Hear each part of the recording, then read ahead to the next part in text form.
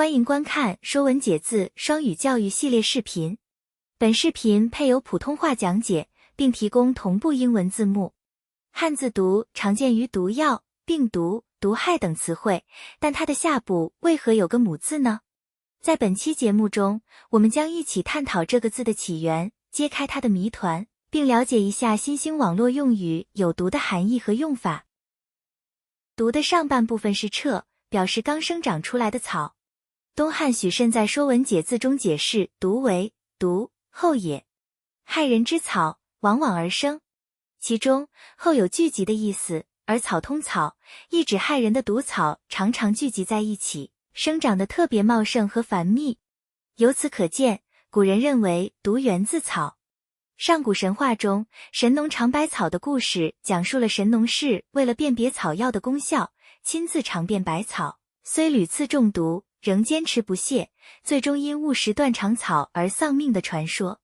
其实，商周时期的甲骨文中并未出现毒字，但当时的古人已创造出与毒相关的字，如蛊和谶等。蛊同蛊指放置在器皿中的虫子，古代社会中常出现利用巫蛊之术加害他人的事件。而谶毒作谶则指毒酒。直到战国末期，毒字才真正出现。古人最早发现了有毒的植物，随后利用毒素制造毒箭，用于狩猎或刺杀敌人，最终创制了毒字。毒字在经历篆书、隶书、楷书演变后逐渐定型，成为我们今天所见的样子。值得一提的是，古人将所有药物统称为毒药。素问《脏器法实论》有言，毒药攻邪，这里的毒指的是药物的药性，包括四气五味、升降浮沉等药理。四气指药物的寒、热、温、凉，五味指辛、甘、酸、苦、咸，而升降浮沉则描述了药物作用的趋向性。那么，为什么古人会把中药称为毒药呢？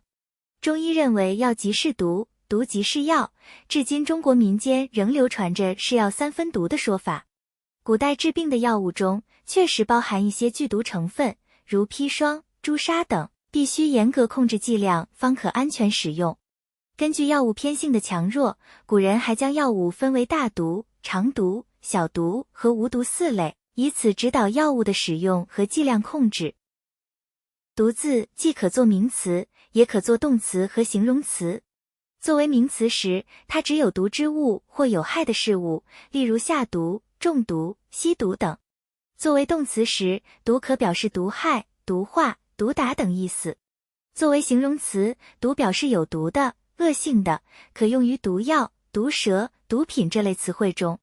此外，毒还有凶狠猛烈的含义，如毒蛇、恶毒、狠毒等。值得一提的是，《易经》师卦彖辞中还记载了毒字的一种独特释义，这也是唯一不带贬义的用法，刚中而应，行险而顺，以此毒天下，而民从之，即又何咎矣。这里的毒通都指的是以正道治天下，使百姓归顺，寓意吉祥无咎。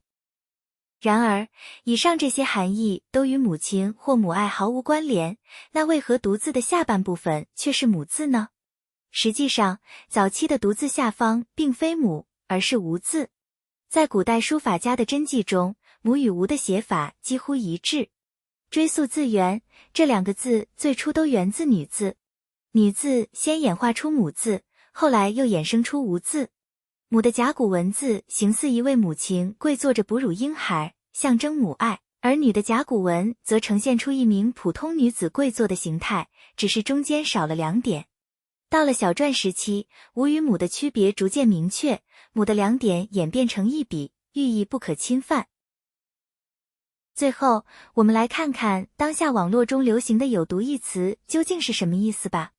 一方面，有毒类似于另一个网络热词魔性，用来形容某些事物具有令人着迷、让人欲罢不能的魔力，仿佛带有某种精神污染，让人上瘾。例如，这个视频真的有毒，看得我笑到停不下来，已经刷了3遍了。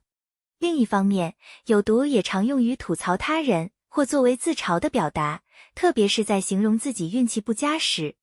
例如，今天真是太有毒了，早上起晚了，差点迟到，结果路上还遇上堵车。无论是形容上瘾的魔性，还是用来自嘲和吐槽，有毒已成为网络语境中生动而幽默的表达。现在你明白了吧？